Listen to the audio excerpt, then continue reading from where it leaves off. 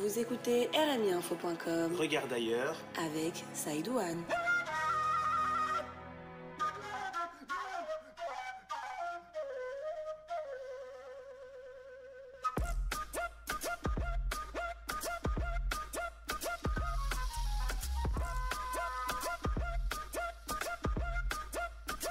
Bonsoir et bienvenue dans Regarde ailleurs, l'émission consacrée à la Mauritanie et sa diaspora. C'est désormais votre rendez-vous incontournable du troisième samedi du mois que vous êtes de plus en plus nombreux à suivre, écouter, télécharger, partager et commenter sur les réseaux sociaux. Nous en sommes très fiers et nous vous remercions.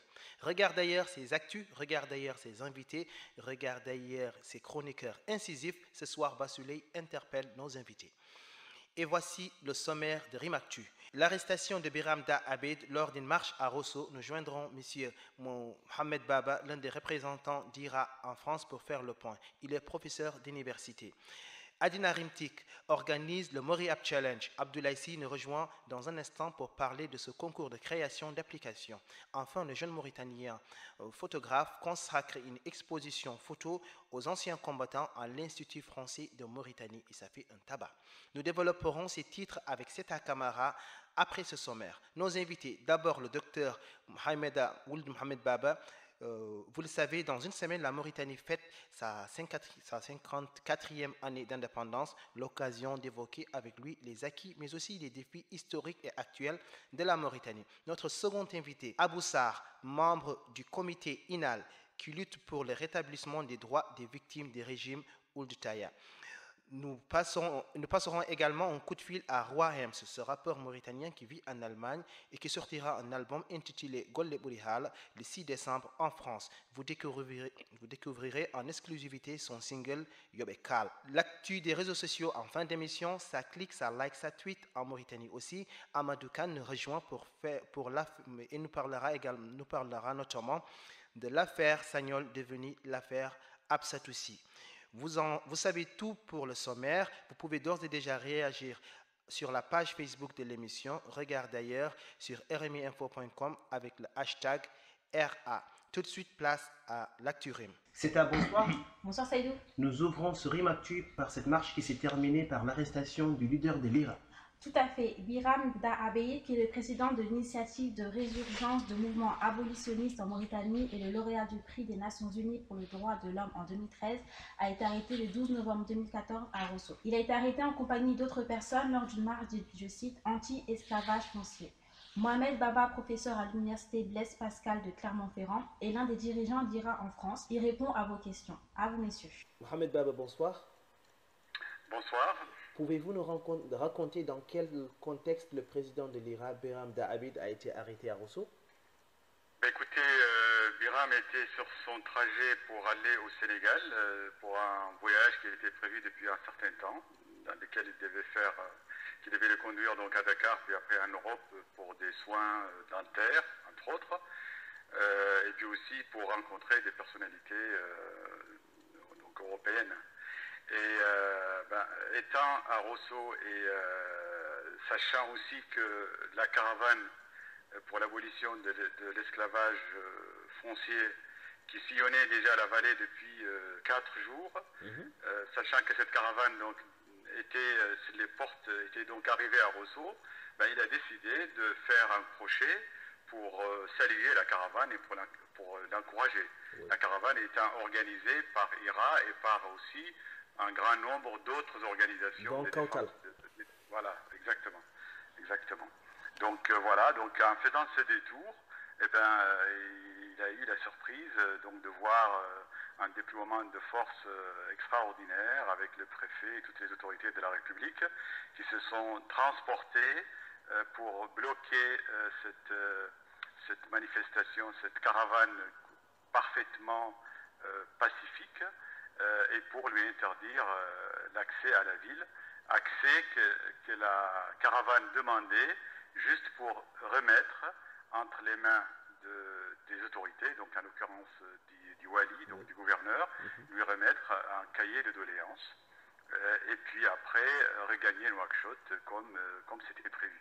Donc voilà, donc arrivé à la hauteur de cette caravane. Donc il a vu ce déploiement de force et le préfet qui lui interdit donc l'accès à la ville. Et il a commencé à négocier en proposant par exemple que la caravane soit escortée par les forces donc de sécurité. Pour entrer dans la ville.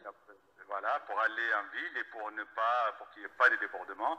Mais visiblement, le préfet avait des ordres venus de très haut pour stopper la caravane et pour aussi visiblement disons arrêter les membres d'IRA. Donc ce sont ces conditions-là qui ont vu l'arrestation du président Biram. Oui. Excusez-moi, vous parlez d'arrestation et puis d'ordre qui viennent de très haut. On a appris récemment l'arrestation de plusieurs dirigeants d'IRA et ensuite aussi la fermeture du siège social à Nouakchott. Est-ce pour vous la fin de ce mouvement, ou du moins c'est ce que souhaitent les autorités de Nouakchott? Alors, visiblement, il y a une volonté de casser les reins au mouvement abolitionniste de façon générale en Mauritanie. Alors, donc cette volonté, elle a toujours existé. Mais là, visiblement, il y a un pas, il y a un cran qui a été franchi. Oui. Effectivement, Biram a été arrêté, c'est le symbole, mais il y avait aussi le vice-président, Brahim Ouilbilal, il y avait 9 autres militants d'IRA, il y avait aussi d'autres membres d'autres organisations. Ça, ce sont les militants qui ont été arrêtés à Rosso. Mais parallèlement et en même temps, de façon concomitante, d'autres militants ont été arrêtés aussi à Nouakchott, dont le porte-parole de Biram pendant la campagne électorale et dont aussi une militante qui s'appelle Mariam Medcher, qui ont été arrêtés. Le porte-parole Saad donc, a été kidnappé. On a passé 3 ou 4 jours sans savoir son lieu de détention, ni ce qu'il subit. Oui. On apprendra après qu'il a été torturé et qu'en même temps, c'est quelqu'un qui est malade et qui a été privé donc, de soins.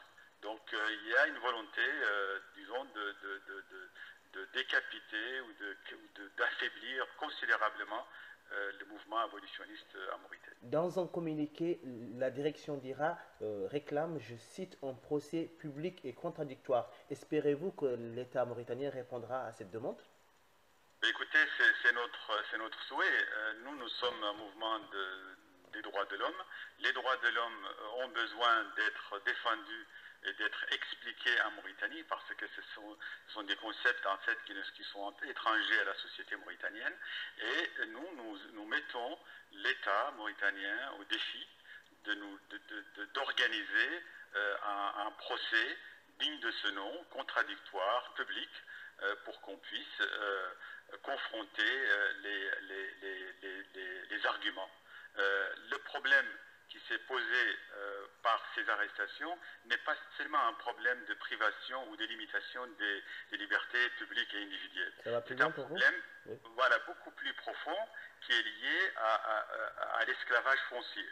Alors, si je peux prendre une minute pour expliquer ce que nous entendons par esclavage foncier, il y a un problème de foncier agricole en Mauritanie. Il y a en fait 3 problèmes. Le premier, c'est un vieux problème qui est lié à l'esclavage en Mauritanie. Il y a des villages entiers d'anciens esclaves et d'esclaves qui habitent des terres, qui les travaillent depuis longtemps, depuis pratiquement depuis des siècles, oui. Et qui n'en ont pas la propriété. Ça, c'est dans la vallée, mais c'est aussi dans les oasis et dans les oueds. Alors ça, c'est le premier problème, oui. qui perdure, comme perdure l'esclavage en Mauritanie. Le deuxième problème, c'est un problème qui est lié à l'application d'une réforme agraire que le régime de Ould Haïdala avait enclenché et qui était censé développer l'agriculture avec les agriculteurs et qui s'est révélé être finalement tout simplement un moyen oblique offert à des hommes d'affaires mauritaniens pour s'accaparer les terres agricoles de la vallée. Donc c'est passé par le crédit agricole, par l'octroi de prêts, et finalement une grande partie donc, de ces terres sont maintenant entre les mains de ces hommes d'affaires. Le troisième problème, c'est un problème plus récent et beaucoup plus dramatique, c'est lié à la période de déportation des négro-africains mauritaniens, donc les années 89, ce qu'on appelle les années de braise. Oui. Des villages entiers ont été déportés de l'autre côté de la frontière et leurs terres ont été distribuées à d'autres. Et donc, ça, c'est un problème qui est lié au foncier, c'est un problème donc d'expropriation, oui. Et il faut que ces trois problèmes soient résolus en même temps. Et ce sont ces problèmes-là qu'IRA et que la caravane pour l'abolition de l'esclavage foncier tente de poser. Oui. Voilà. L'Amnesty International dit, je cite, que la Mauritanie doit arrêter de s'en prendre aux militants anti-esclavagistes. Pensez-vous que l'État mauritanien cédera à oppressions internationales? Écoutez, il serait temps qu'il le fasse, hein, et il serait temps aussi que ces organisations internationales, disons, le poussent à le faire, parce que, donc, effectivement, on parle de harcèlement, on parle de limitation des activités, on parle d'interdiction d'exercer. Il ne faut quand même pas oublier qu'IRA, qui est actuellement reconnu par tous les podiums internationaux, c'est une organisation qui est interdite en Mauritanie. L'un des chefs d'accusation qui a été donc opposé aux militants d'IRA, c'était l'appartenance à une organisation illégale. C'est quand même le comble. Alors, il faut aussi dire qu'il y a une grande hypocrisie. L'État mauritanien clame que c'est une organisation qui est interdite, mais nous avons encore à l'esprit les réceptions qui ont été organisées pour les transfuges de cette organisation, qui ont été reçus par le président mauritanien et reçus en tant que transfuge d'IRA. Donc c'est quand même le comble. Alors ensuite, le mouvement abolitionniste a demandé à ce qu'on lui accorde une tribune politique, hein, pour ceux parmi ce mouvement qui veulent exercer la politique, et il y a eu un dépôt de demande d'un parti qu'on appelle RAG, hein, qui a été aussi interdit. Et ça, c'est quelque chose de très grave, surtout si on sait que les candidatures indépendantes en Mauritanie sont maintenant interdites. Donc, c'est un barrage en bonne et due forme fait au mouvement abolitionniste pour les empêcher d'accéder aux tribunes politiques en Mauritanie. Donc ça, c'est effectivement le harcèlement et c'est une limitation des libertés individuelles et collectives qui est opposée au mouvement abolitionniste en Mauritanie. La Mauritanie fête sa 54e anniversaire d'indépendance dans une semaine. À votre nom propre, Mohamed Baba, et au nom de l'IRA, avez-vous un message particulier à faire passer aux Mauritaniens? Écoutez, le message particulier, c'est de savoir qu'il y a de l'espoir. L'esclavage, les séquelles de l'esclavage, lui-même, les pratiques esclavagistes, le racisme, les injustices ne sont pas une fatalité. Et on voit qu'il y a des hommes qui s'élèvent contre ces pratiques, qui sont prêts à sacrifier leur quiétude, leur liberté et parfois, d'ailleurs toujours, leur intégrité physique pour défendre ces principes-là. Donc ce n'est pas une fatalité et en nous mettant tous ensemble et en sachant que ce n'est pas un problème uniquement de communauté, c'est un problème pour tout le peuple mauritanien, on va arriver finalement à marquer des points dans cette direction. Mohamed Baba, je rappelle que vous êtes professeur à l'université Blaise Pascal de Clermont-Ferrand. Merci.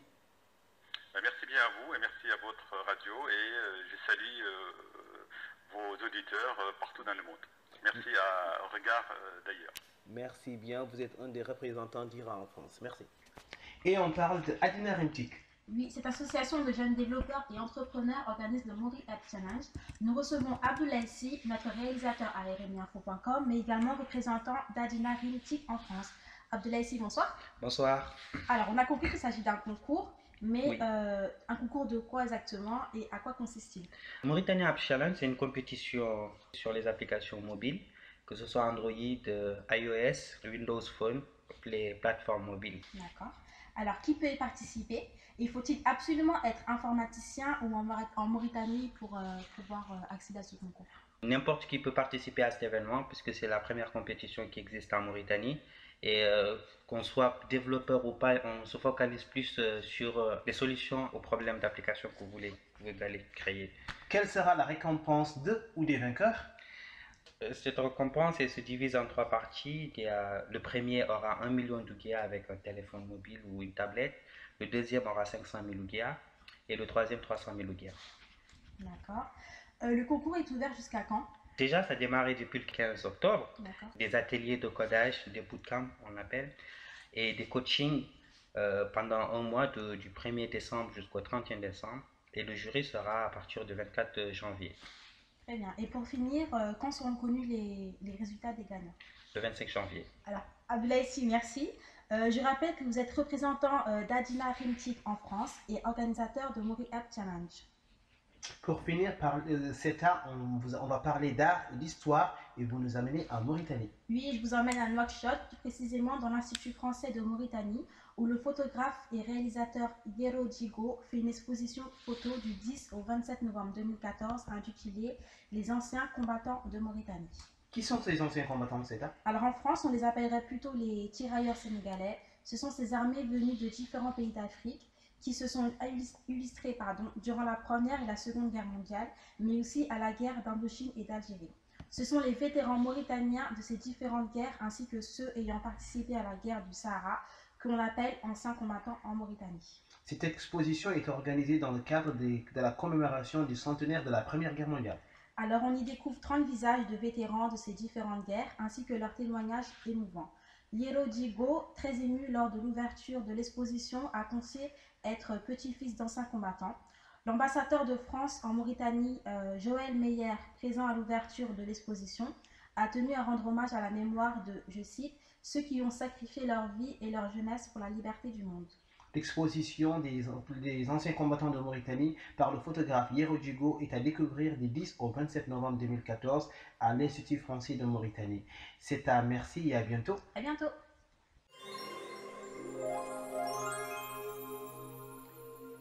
C'était Rimactu avec Seta Kamara. Vous écoutez Regarde ailleurs sur rmiinfo.com. Dans un instant, nos invités, le docteur Hamedi Ould Mohamed Salem, pour parler des défis mais aussi des acquis de la Mauritanie depuis son indépendance. Notre second invité, Abou Sarr, membre du comité INAL, nous parlerons avec lui des commémorations à INAL à l'occasion du 28 novembre où des officiers furent exécutés. Pour les accueillir, je vous propose 1989 de Djamanteki.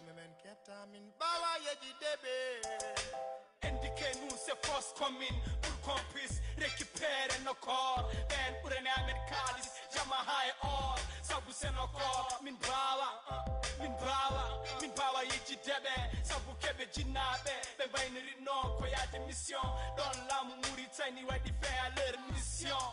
De min pini, min jiko ben baki fetelaji, ben jogi jasidi. Nan hembale be dupa, de puri dure du seka, bingel yeltina juda. Wadde ɗum ɓe gondi fof ko bonde nden min ɓurno wonde sukaɓe kono cuɗlel yejjita gueɗe bonde wontani amen koyɗi natata kukkitiliya kowri nan hen ɗemde mbino bayle ɓe bammumen mbara ɓesmumen serda jawtumen hefta ko boji ɓen min goyata justice sene waɗi min yiyani justice nane ko ɗum min nani justice justice sanawari yo now yeah jetete jene wulino hewbe kulino de pin min jimi ko be nata e galleji be namdo simi moftani senegaleji don puddini fayde gandi mi leñolam jogori mayde sifu ko serdi jolfa e hal plar dum kam webani be demba wiide sagoji mabbe be kebani be badiri no be belda be bardi men be belda rewbe men nanga lelda tukino ak shota futa mayo hay gor susa tellade kala yimbe telli tawr ko be nangi be pelli be mbika yen mun benni min munyani tannani waya min kono hanki nyane hen jamba rebe chanki hakunde gayna ko e jom gesa ko nani hen chapato be bari baba be bari afo be jidi en japo. Vous écoutez Regarde ailleurs sur rmiinfo.com. Dans un instant, vous découvrirez en exclusivité le son Yobekal de Roi Hems, extrait de son album Golle Burihal, disponible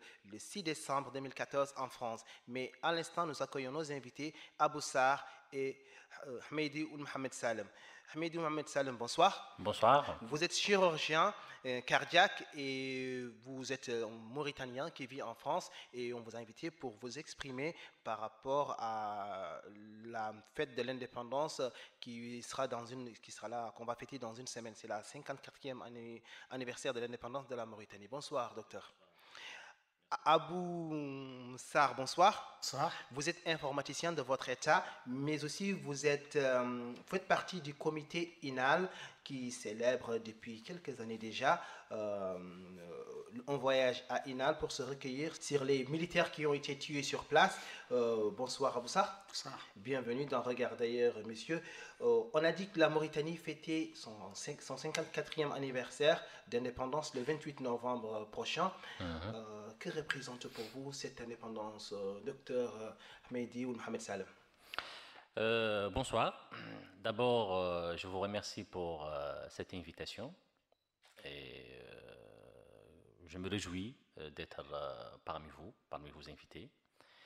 Et comme vous avez bien souligné, l'anniversaire ou la fête de l'anniversaire de l'indépendance, ça représente pour tout Mauritanien et toute Mauritanienne une grande fête, un grand jour qui renvoie la mémoire collective à une période de notre histoire qui a été marquée par l'élite, l'élite qui a fait nos grands-pères, nos grandes-mères, nos citoyens à l'époque pour qu'on vit actuellement dans un État libre, dans un État indépendant. Donc c'est grâce à ces hommes et à ces femmes qui ont sacrifié leur vie pour que nous vivons notre liberté, notre indépendance aujourd'hui. Merci. Je me tourne vers Abou Sarr. J'allais vous reposer aussi la même question. Que représente pour vous le 28 novembre? D'abord, je vous remercie de m'avoir invité à participer à ce débat. Avant d'abord de répondre à votre question, je vais rendre hommage aux martyrs dans un petit poème en poulard. À votre plaisir. On vous écoute. En jetti jomiraɗo joom tagore en juule jeeɗo sababu tagore hande mi haala hayso ina bona ɓerdam mi deƴƴata hayso gonɗina ɓurta dardam nogas e jeetati novembre holko mawninma kala hitande sabu on ñande nogas e jeetati novembre hitande ujunere e temedde jeenayyi e capanɗe jeenayyi gontanɗa min hitande sa woni no ñalawma jeytari leydam hande ka ñalawma ustare leñolam koye laamu ndolagu ko e laamu leñamagu sagataɓe nafoɓe andaɓe rimɓe leñolam jagga e kala jokliɓe cogga ɓe ɓorta ɓe ɓolna e otoji buumaɗi ɓe jolna e dumbirɗe lubɓe niggi ɓe bedda ɗo Allah hulaka saka wada ko hedda. Merci pour ce poème. Les poularophones apprécieront. Un peu intraduisible pour moi, bien que je pense bien parler cette langue. Mais je vous repose quand même ma question. Abou Sarr, que représente pour vous le 28 novembre? Je vous repose quand même ma question, Monsieur Sarr. Que représente pour vous le 28 novembre? Oui, je disais que le 28 novembre, comme l'a dit le docteur, c'est-à-dire que le 28 novembre 28 novembre, c'est une date pour tout qui concerne tous les Mauritaniens parce que c'est l'accession à l'indépendance. Mais sauf que il y a eu un problème. Il y a eu un problème en 1990. En 1990, vous savez que la Mauritanie a connu des événements atroces qui fait qu'en 1990, des officiers et sous-officiers et soldats ont été arrêtés dans toutes les casernes militaires. À Inal, plus précisément, la veille du 28 novembre 1990, 28 officiers et soldats et sous-officiers ont été pendus pour la célébration du 35e anniversaire de l'indépendance. Donc depuis cette date, le 28 novembre est commémoré par des victimes de cette barbarie, des systèmes dans le deuil et le recueillement à la mémoire des martyrs. Dans le deuil et le recueillement, mais comment dire, cet événement est-il aussi fort pour masquer, masquer ou bien pour faire oublier un tout petit peu le 28 novembre qui était avant cette date, bien sûr, une fête du recouvrement de la liberté pour tout Mauritanien. Oui, enfin, pour ceux qui... je ne suis pas contre ceux qui ne sont pas concernés, parce qu'en fait, quand je dis ceux qui ne sont pas concernés, il y a des gens qui peuvent aller fêter célébrer l'indépendance, l'anniversaire, le 54e anniversaire de l'indépendance de la Mauritanie. Sauf, je dis que la communauté négro-mauritanienne, elle, aujourd'hui, elle ne peut pas se sentir, je dis bien, elle ne peut pas se sentir concernée par la célébration du 28 novembre. Pourquoi? Parce que tout simplement, elle va le célébrer, mais autrement. C'est dans le deuil. C'est dans le deuil. Je me retourne un peu vers Dr Hamida Mohamed Salem. La Mauritanie existe quand même depuis plus d'un demi-siècle. C'est la 54e anniversaire. Bassouley est là. Est-ce que, à votre avis, les dirigeants mauritaniens ont quand même réussi à construire une nation forte de ces institutions démocratiques où tout Mauritanien peut se sentir appartenir à cette nation? D'abord, il faut se rappeler du contexte là où on était, c'est-à-dire le point de départ. C'était lequel? Il faut dire qu'avant 1960, c'est-à-dire la période de colonisation de la France, malheureusement, on était parmi le pays colonisé de la France, le moins qui a profité de cette colonisation. C'est-à-dire qu'en 1960, pratiquement, on n'a rien hérité, si on peut dire, sur le plan construction, sur le plan infrastructure, sur le plan même, et c'est ça qui est le plus important, c'est le plan de la gestion administrative, du concept du citoyen, du concept de l'État. Donc en fait, on n'a pas bien profité, je peux dire entre parenthèses, on n'a pas bien profité de cette période de colonisation par rapport, par exemple, à nos amis, nos frères maliens ou nos frères sénégalais, ou bien les Marocains et les Algériens. Parce que là, au jour de l'indépendance, il y avait un système administratif, il y avait déjà une structure de l'État, il y avait déjà un concept de citoyen qui sait ses droits et qui sait aussi ses devoirs. Donc cette conjoncture a fait qu'on commence de zéro.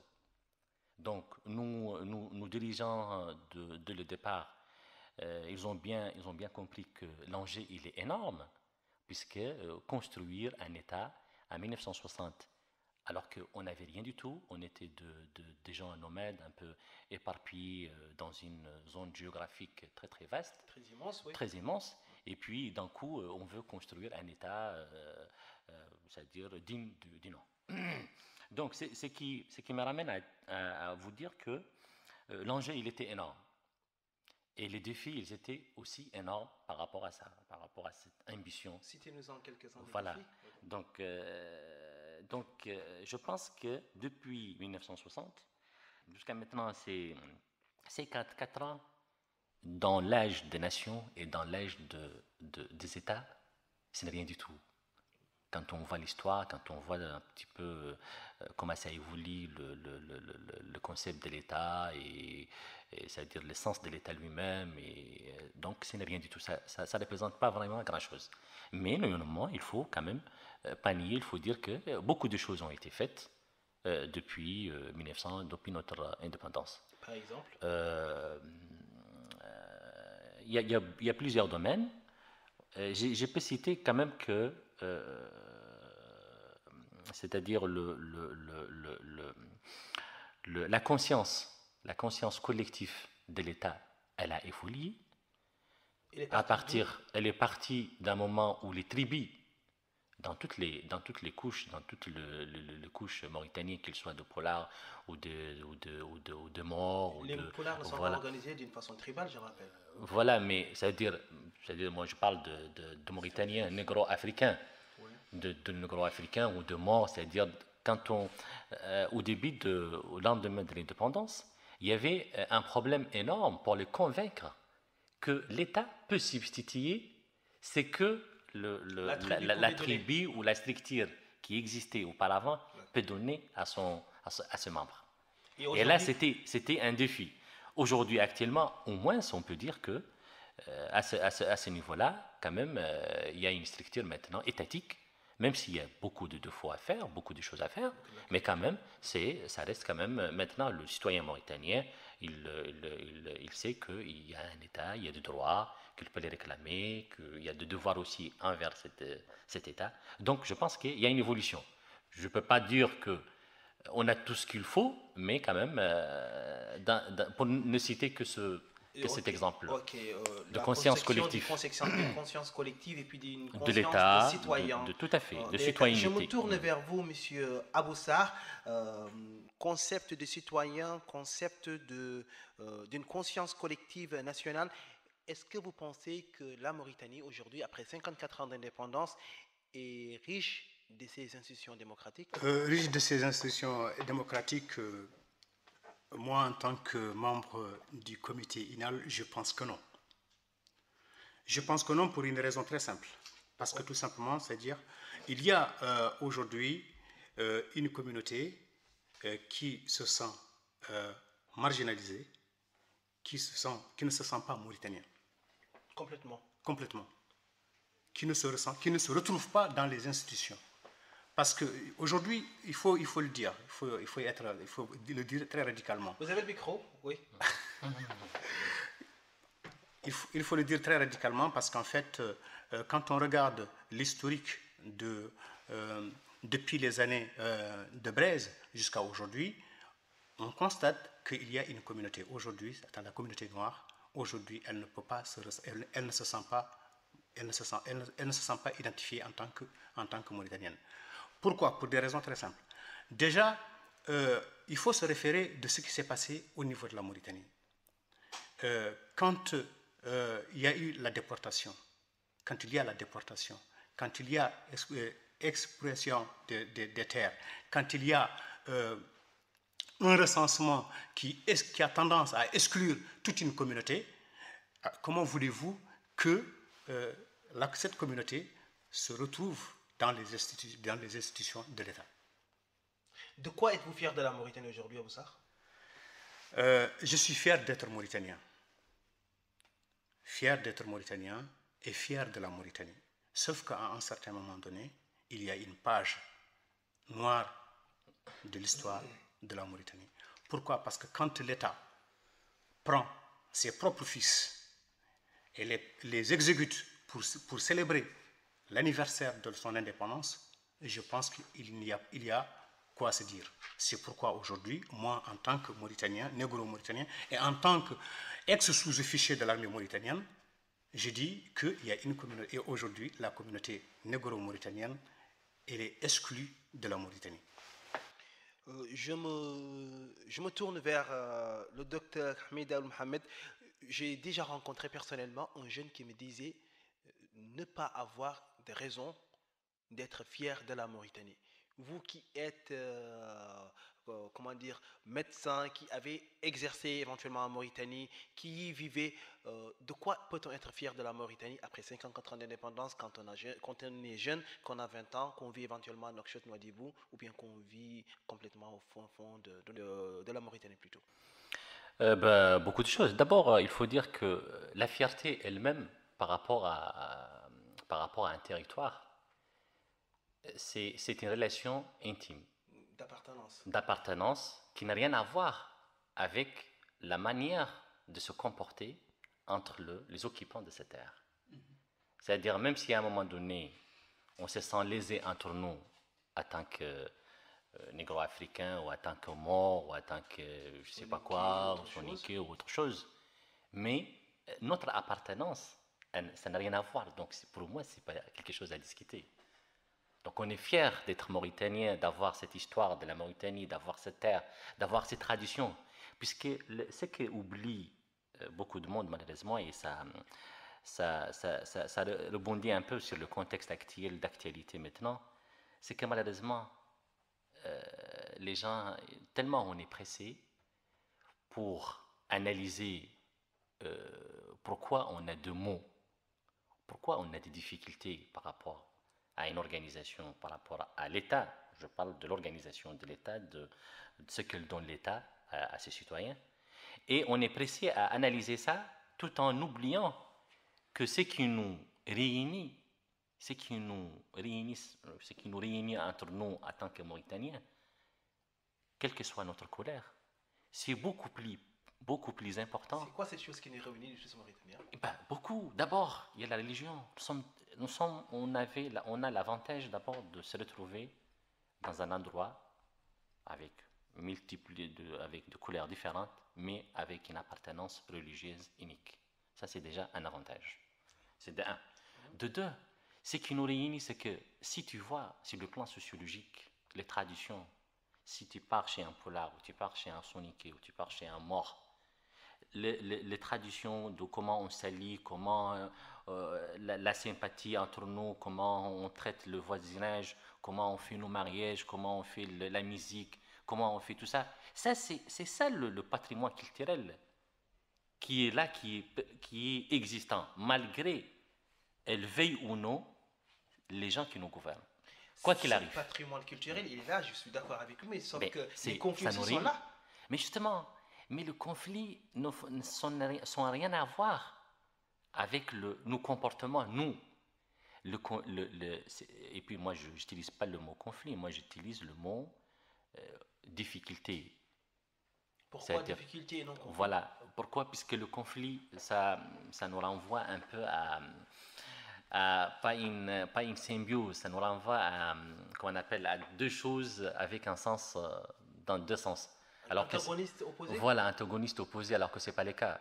Puisque ce qui est ici, moi je pense, en tant qu'intellectuel, en tant que Mauritanien, oui, qui a vécu à Nouakchott, qui a côtoyé pas mal c'est-à-dire qui a côtoyé pratiquement, j'ai côtoyé pratiquement toute la société mauritanienne, je pense que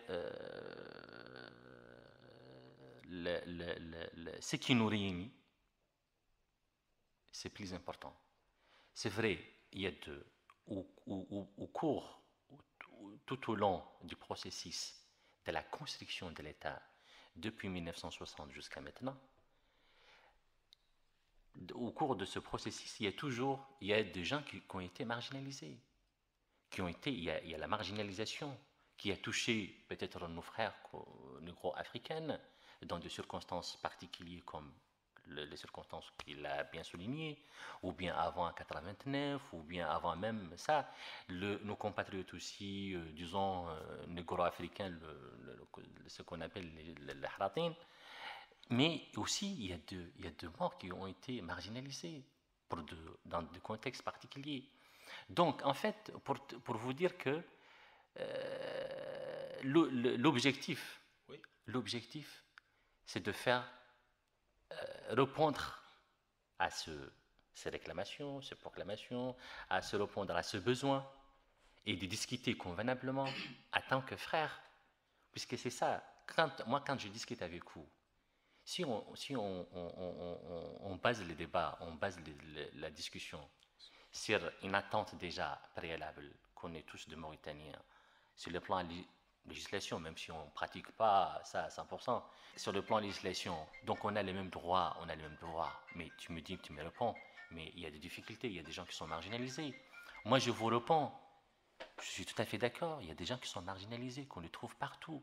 Peut-être pour un moment donné, on les trouve beaucoup plus importants chez une couche par rapport à l'autre, mais c'est à ce moment-là qu'on discute ensemble, on réfléchit ensemble, on réclame que ces gens-là aient leurs droits. Vous parlez de marginalisation, on va parler tout de suite des questions un peu économiques. Bassouley, vous avez la parole. Oui, bonsoir. Avant tout, je voudrais quand même revenir sur ce qui a été dit tout à l'heure par rapport à ce qui construit en quelque sorte la conscience collective des nations et de ses citoyens. La nation ou l'État est toujours construit en fonction des symboles, mais le problème, c'est qu'en Mauritanie, si on regarde un peu la trajectoire historique, vous ne pensez pas que les symboles même n'existent pas? Est-ce qu'aujourd'hui on a des symboles qui font qu'on a une conscience collective? C'est-à-dire qu'on a la terre, la nation et ses frontières, on a la constitution, on a notre drapeau national, mais dans l'histoire même qui est étudiée, qui est enseignée à l'école, on trouve toujours une certaine personnification de l'État. Donc vous venez de dire tout de suite que les hommes qui ont construit la Mauritanie, ils ont expliqué aux individus qu'à un moment donné, l'État peut représenter en quelque sorte les tribus, que ce soit le tribu et aussi substitué. Mais est-ce qu'à un moment donné, cette personnification-là n'a pas profité à une partie de la Mauritanie ou à un peuple de la Mauritanie aux dépens des autres, ce qui en quelque sorte crée les clivages qui existent depuis 1960. Il y a une chose qui existe. Lorsque Mokhtar Dada il proclamait l'indépendance de la Mauritanie, on voyait qu'autour de lui, toute la nation était représentée. C'était le beau jour de la Mauritanie, on peut parler ainsi. Il y a eu un moment en Mauritanie des beaux jours de la Mauritanie. Mais à un moment donné, le machiavélisme et l'opportunisme ont gagné les consciences et finalement, tout a été saboté et finalement, il n'y a plus de symboles. Moi, j'ai étudié dans une école républicaine. Normalement, elle devait être républicaine, mais je ne me sentais pas plus ou moins représenté parce que qu'est-ce que j'entendais? J'entendais que la Mauritanie a eu son indépendance en 1960, très bien.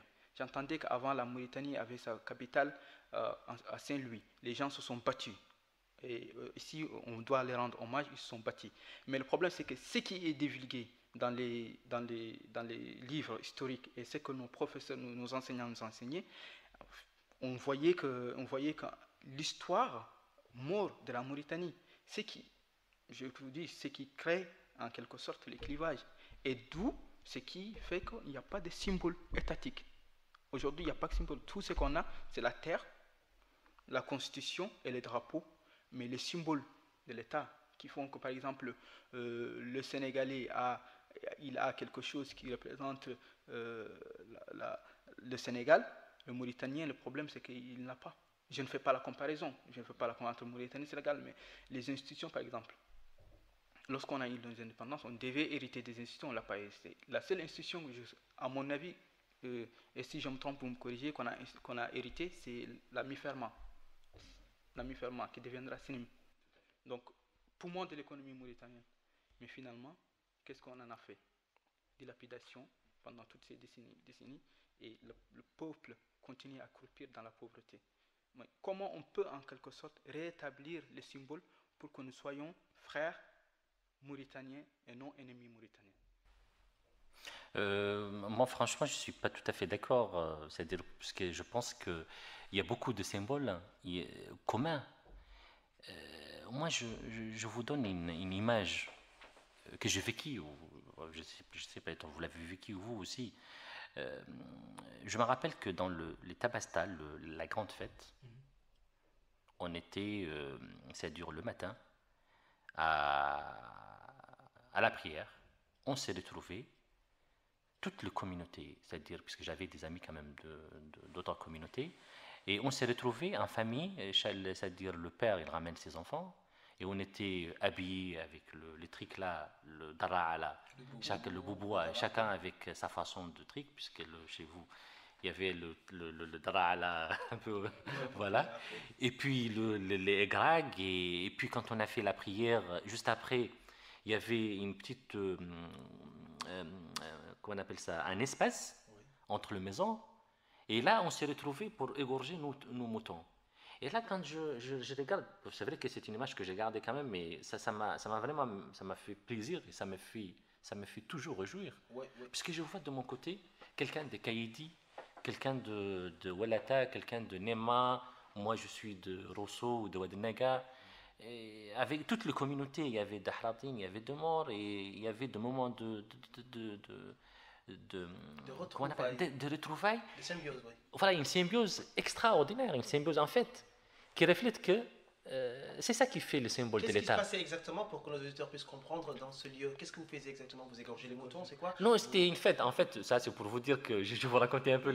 C'était par rapport à une fête religieuse, disons, le grand Eid, l'Eid le Tébasta, l'Eid le Kibir. Mais pour vous dire qu'en fait, la société, comme je disais tout à l'heure, ce qui réunit entre nous, ce qui nous réunit, plus que ce qui nous diverge. Oui, moi j'ai dit. D'accord. Moi, j'ai dit Donc, juste pour vous répondre, puis pour ce qui est des symboles, Voilà. d'abord, il faut que différencier le rôle de l'État en tant qu'organisateur et en tant qu'arbitre, parce que c'est ça le concept moderne de l'État, parce qu'à un moment donné, avec le secteur associatif et tout ça, l'État, elle délègue maintenant, quand on voit ici en France ou en Europe, tellement de prestations, ce n'est plus l'État. Mais nous, on n'est pas encore à ce stade, mais quand même, il faut différencier ce que l'État doit faire comme organisateur, comme quelqu'un comme arbitre, comme organisateur de la vie de Mauritanie et des citoyens, et ce que le peuple lui-même doit faire. Parce qu'à un moment donné, il ne suffit pas, c'est vrai qu'on demande que l'État donne,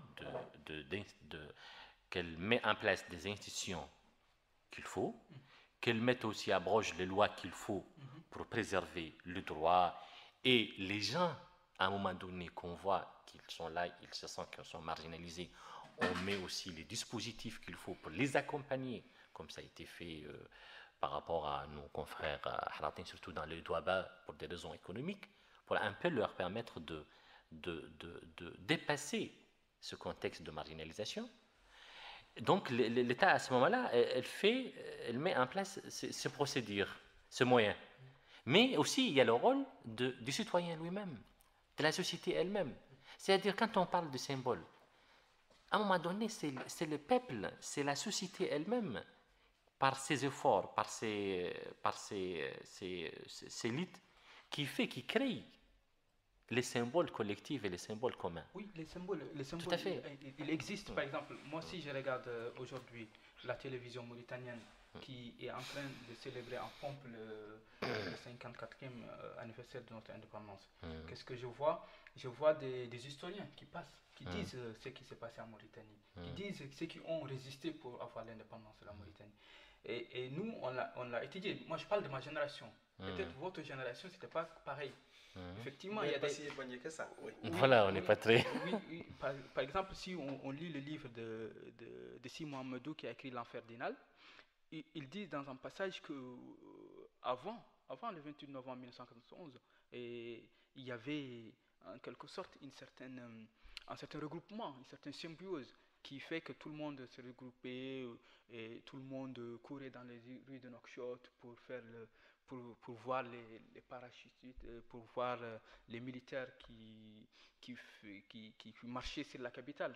Et c'était beau. Moi aussi, à un moment donné, j'ai vécu ça. Mais est-ce que ça reste ancré dans l'esprit du citoyen? C'est ça la question. C'est pas pour polémiquer, c'est juste pour dire non, il n'y a pas de souci. Comme vous venez de dire que la Mauritanie est partie de rien, pourquoi tous les dirigeants, à compter par le Mokhtar Ouattara, le feu Mokhtar Ouattara, il n'a pas pu construire des symboles forts qui ne soient pas la personnification de l'État. C'est ça le problème. À un moment donné, on a personnifié l'État mauritanien qui est devenu ce qui est devenu.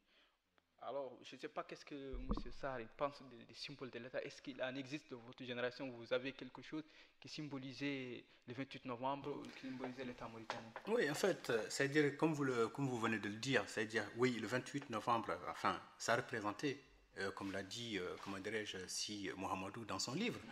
Moi, personnellement... Si Mohamedou, qui est le président du comité pénal, je le rappelle. Oui. Moi, personnellement, je suis un ancien sous-officier de l'armée. Et j'ai dû défiler dans la capitale de Nouakchott pour la célébration du 28 novembre.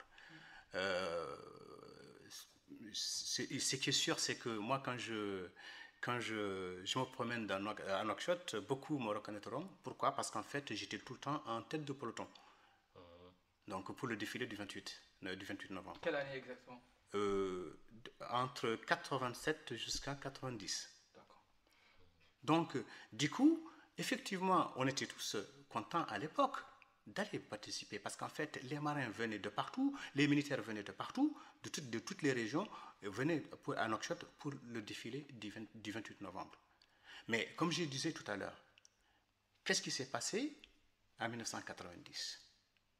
C'est l'État même qui, pour célébrer l'indépendance, qui faisait venir des militaires pour défiler à Nouakchott pour la célébration de l'indépendance, on a exécuté 28 pour la célébration de l'indépendance. C'est symbolique. Alors, c'était sous la présidence, je le rappelle, de Maouia Ould Taya. Mais, M. Sarr, aujourd'hui, par exemple, que répondez-vous à ceux qui pensent, par exemple, qu'il faut pardonner, aller de l'avant, tirer un trait s'il le faut, et sur ces événements de 1989, il y en a qui le pensent en Mauritanie, c'est pour ça que je le dis ici, qui est en fait un blocage pour l'unité nationale. C'est très simple.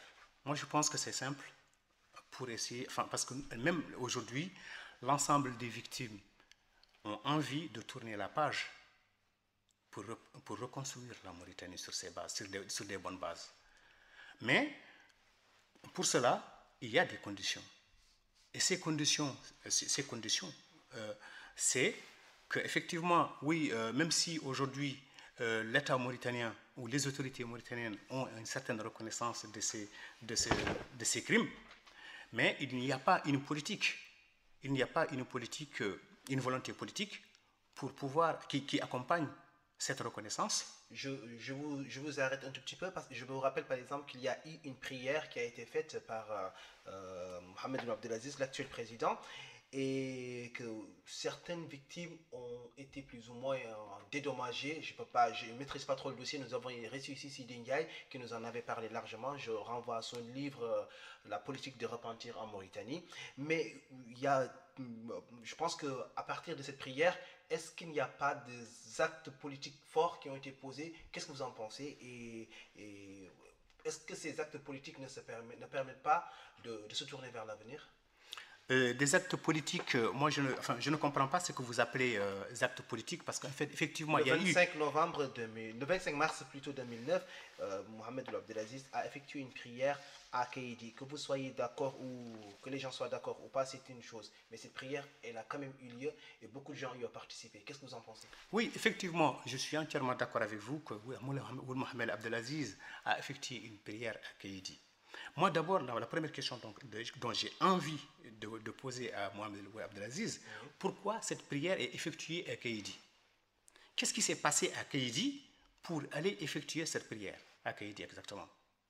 Moi, j'ai envie de lui poser cette question-là. Pourquoi aller jusqu'à Kaïdi pour faire cette prière-là?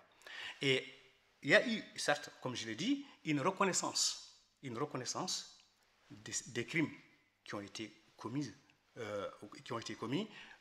sur tout le territoire mauritanien. D'accord, mais le problème, ce n'est pas tout simplement de reconnaître. Il faut aller plus loin. Il faut aller plus loin. Comme quoi, par exemple? Aller plus loin, déjà, dans un premier temps, c'est mettre en place un processus qui va permettre, comment dirais-je, aux bourreaux de répondre à leurs actes. Je pense que votre comité œuvre un peu pour cela. S'il veut prendre la parole. Oui, justement. Dans l'histoire de la Mauritanie, sur cette question-là, spécifiquement sur Inal, on a deux présidents. C'est Sidou Cheikh Abdallahi qui a reconnu au nom de l'État, ce qui n'a jamais été fait, au nom de l'État que des crimes abominables ont été commis et que l'État demande pardon et que l'État va s'atteler à trouver des solutions. Tout le monde a s'allié, que ce soit en Nouakchott, les associations ayant droit, et en Europe et partout. Et le processus a été engagé et il y a eu le retour des réfugiés dans toute la vallée. Et lorsque le coup d'État a eu lieu le 6 août 2008, donc celui par Mohamed Abdelakter président, donc voilà, tout a été remis en question. Donc parce que ce qui sous-entendait que Sidou Cheikh Abdallah, un civil, un intellectuel qui était entouré de bonnes personnes, qui donnaient des conseils en ce qui concerne la résolution définitive et tourner la Mauritanie vers des avenirs plus meilleurs. Donc, ils ont compris que ça allait déboucher sur des jugements, sur la vérité. Des noms vont être déballés et sur la place publique, tout le monde saura qui est tortionnaire, qui était le bourreau de qui. Le coup d'État a eu lieu pour des raisons de sécurité, disait Mohamed Ould Abdelaziz, parce que le pays, effectivement, en 2008, était envahi par des attaques terroristes de gauche à droite et tout. Et Et lorsqu'ils sont venus, la première des choses qu'ils ont faites, c'est de stopper le processus de retour des réfugiés. Donc voilà. Du coup, ben, on recommence, on rebelote à zéro. Et Aziz, le 25 mars 2009, il décrète que voilà, ça serait une journée de réconciliation nationale. Il voyage le sud de la Mauritanie, précisément à Kéhédi, il dirige une prière de l'absent. Et au cours de cette prière-là, il fait un discours historique, il faut le reconnaître, dans lequel, bon, mitigé, discours mitigé. Il dit, voilà, il y a des choses qui ont été faites au nom de l'État. Il ne dit pas au nom de l'État. Il dit, voilà, ce n'est pas de notre culture mauritanienne de commettre ces crimes. De choses. Voilà. Mais que l'État va s'atteler à régler le problème. Donc, ils créent une commission qui va se charger de la résolution définitive de ce problème-là. Seulement que ils n'ont pas eu des interlocuteurs qu'il fallait. Ils ont convoqué le COVIR, que vous connaissez très bien, qui a été enthousiaste au début, qui sont allés le voir en audience et qui ont vu Dia, le colonel Dia, général Dia aujourd'hui qui est parti, pressenti à la retraite. Donc, ils ont monnayé, en quelque sorte, d'après tout ce qu'ils ont monnayé, et c'est ce que Sidine Dia dit même, le docteur Sidine Dia, c'est qu'ils ont monnayé en fait, ils ont monnayé ce dossier-là. Donc, lui, on le voyait partout même, c'était un peu ridicule, on voyait Dia qui traînait avec sa mallette, et dans sa mallette-là, celui qui a eu plus d'argent, c'est le veuve ou je ne sais pas qui, c'est pas encore précis, parce que le document de résolution définitive n'a pas été publié. Ça a été fait à la soldat de Mohamed Abdelaziz. Il veut tout faire en catimini et dire que c'est l'homme de la situation.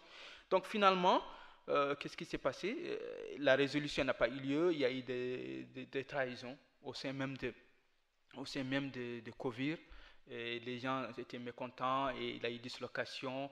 Et Aziz a fait signer à ceux qui ont touché de l'argent qu'on ne jugera jamais les bourreaux. Donc, sur cette base-là, il y a eu résolution. Mais le problème qui se pose aujourd'hui à M. Sarr, c'est que comment ça se fait que des gens qui ont vécu tout cela, et les militaires se présentent chez eux et qui disent, voilà, okay, nous on va régler ce dossier, voilà le papier, il est là, vous signez, vous avez de l'argent, vous avez des terrains, et on oublie. Mais le problème, c'est des ayants droit, c'est pas l'État maintenant. Oui. L'État, il joue, c'est des tacticiens. Oui, je tiens à préciser une chose, parce qu'en fait, vous avez parlé de Sidi Ould Cheikh, le processus qui a été engagé par Sidi Ould Cheikh. À l'époque, moi, j'étais secrétaire général de la VOM, j'ai été aux journées de concertation. Ce qui m'a permis déjà d'assister à l'atelier du règlement du passif humanitaire. Mais le problème qui se pose, le problème qui s'est posé, c'est parce qu'en fait, oui, Sidi Ould Cheikh Abdallah, un intellectuel et un civil qui voulait réellement régler ce problème de façon juridique. Mais sauf que le problème, c'est qu'il était entouré de l'ensemble des bourreaux de ces événements. Donc, quand ils ont compris que oui, Sidi Ould Cheikh Abdallah s'est engagé dans cette procédure, ben, il fallait tout de suite les stopper. Donc, d'où le coup d'État de Mohamed Ould Abdelaziz. Maintenant, qu'est-ce qui s'est passé? Le fameux document qui a été signé, ils l'ont fait signer à une veuve qui ne sait pas lire, qui ne sait pas écrire. À une veuve qui était présidente du collectif des veuves. C'est le général Dia qui est venu la prendre ses ailes et l'a amenée à la présidence pour signer ce document. D'ailleurs, ça a fait un problème. Pourquoi? Parce qu'en fait, elle ne devait pas, elle, signer un document sans l'avis du secrétaire général du bureau, Maïmouna Al-Fassi, qui n'était pas au courant. Donc, du coup, ce document, qu'est-ce qu'il dit? Il dit que tout celui qui touchera comment dirais-je, l'indemnisation, pardonne et on ne jugera plus les bourreaux. Sauf que il n'y a pas que les veuves. Il n'y a pas que les veuves. Il y a aujourd'hui en France, vous avez à peu près plus de 300 rescapés militaires en France. Policiers et gendarmes. Policiers et gendarmes inclus. Alors, qu'est-ce qu'on a fait pour ces gens? Absolument rien. Alors, est-ce que les veuves, est-ce qu'une seule veuve ou deux veuves peuvent pardonner ce qui s'est passé, ce qui s'est passé en Mauritanie? C'est l'ensemble du territoire. C'est l'ensemble du territoire mauritanien. C'est une manipulation. On voit que les militaires, en quelque sorte, ont entaché ce dossier-là et ils l'ont manipulé. Et vous, en tant qu'observateur, qu'est-ce que vous en pensez, docteur? Je vais poser la question autrement, excusez-moi de vous couper. Hamid Meïda, est-ce que vous pensez par exemple que le processus de réconciliation qui était, selon le dire de Abou Sarr ici présent, qui était quand même plus ou moins bien entamé, il a avorté avec l'arrivée au pouvoir d'un militaire qui s'est converti en civil par la suite? Je ne pense pas. D'abord, permettez-moi juste de retourner un peu à l'histoire. Je vous rappelle une date un peu extraordinaire qui me fait beaucoup jouir. Entre 1830 et 1836.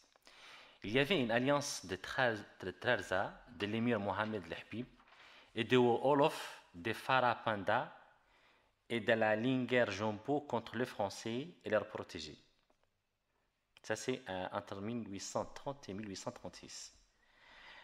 Vers 1820, c'est-à-dire un peu avant, les Français imposent aux Fiuta la construction du fort de Bakel. Et en 1819, l'Ammari réagit en appelant à la guerre contre eux, c'est-à-dire le Français.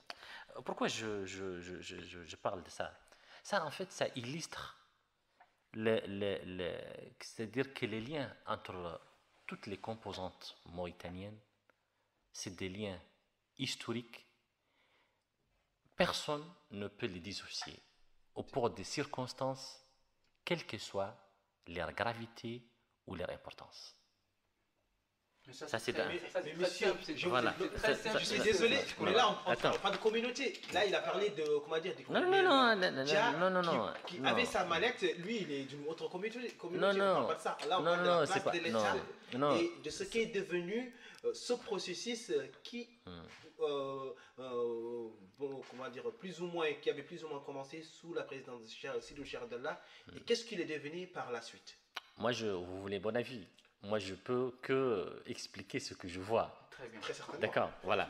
Donc, pourquoi je donne voilà, je vous rappelle ces dates qui illustrent cette union entre les différentes composantes de la Mauritanie.